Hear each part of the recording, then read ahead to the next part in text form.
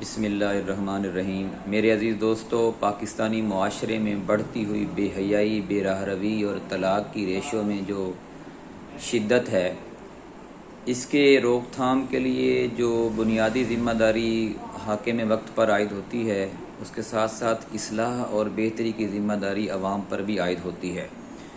میری نظر میں دو برائیاں جو اس وقت بہت تیزی سے ابھر رہی ہیں، اگر ہم ان کا خاتمہ کر لیں یا کافی حد تک کنٹرول کر لیں تو یہ برائیاں جو طلاق کی ریشو ہے، بے راہ روی ہے، بے حیائی ہے، یہ کم ہو سکتی ہیں۔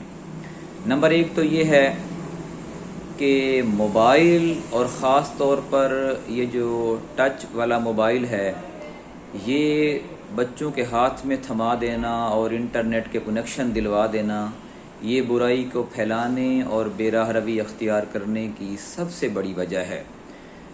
میری آپ لوگوں سے گزارش ہے کہ جب تک بچوں کی شادیاں نہ ہوں، وہ اپنے نئے گھر میں جا کر آباد نہ ہوں، آپ ان کو موبائل نہ لے کر دیں۔ ان کو خود اسکول چھوڑ کے آئیں، کالج چھوڑ کے ہیں، یا وہ خود جائیں، لیکن ان کے ہاتھ میں موبائل نہ ہو، اس پہ سختی سے عمل درآمد کروائیں۔ دوسری چیز یہ ہے کہ جب ہم بچوں کو زیادہ تعلیم کے لیے یونیورسٹی اور کالجز میں بھیجتے ہیں تو پھر ہم ان کو ہاسٹلز میں رکھتے ہیں۔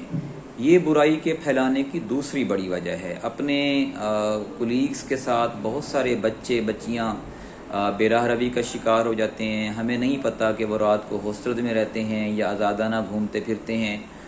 تو جب یہ آزادانہ گھومتے پھرتے ہیں تو ظاہر ہے ان کی دوستیاں بن جاتی ہیں، اور پھر ان دوستیوں کو چھوڑنا ان کے لیے مشکل ہو جاتا ہے، بلکہ ان دوستیوں کے ساتھ ان دوستوں کے دین پہ یہ بچے اور بچیاں ہو جاتے ہیں۔ یہی وجہ ہوتی ہے کہ ان کے تعلقات اتنے مضبوط ہو جاتے ہیں کہ پھر پیرنٹس جہاں نئے تعلقات بنوانا چاہیں وہ کبھی کامیاب نہیں ہو سکتے۔